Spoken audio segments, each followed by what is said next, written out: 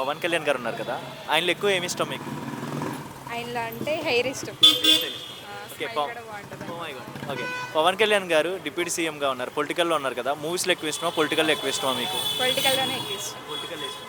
Okay. పొలిటికల్లో deputy సీఎంగా చూస్తున్నారు కదా, how you feeling? Good. Good. What about movies?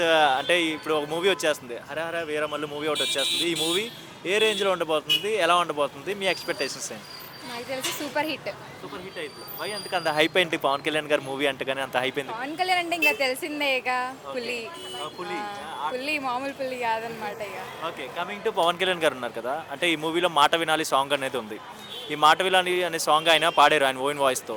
So ఎలా అనిపిస్తుంది మీకు? అంటే ఒక బిజీ షెడ్యూల్లో ఉన్నవారు ఇలాంటి ఫ్యాన్స్ని క్రేజీ ఇవ్వాలని చెప్పి ఆయన ఓన్ వాయిస్తో పాడారు కదా, ఈ పాట కూడా ఎలా అనిపించింది?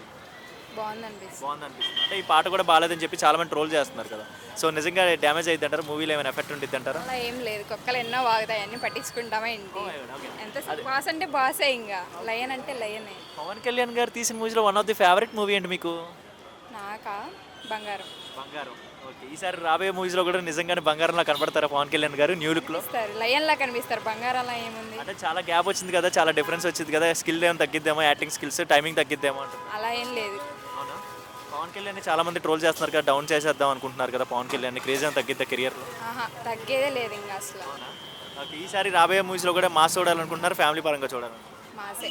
మాస్. ఓకే.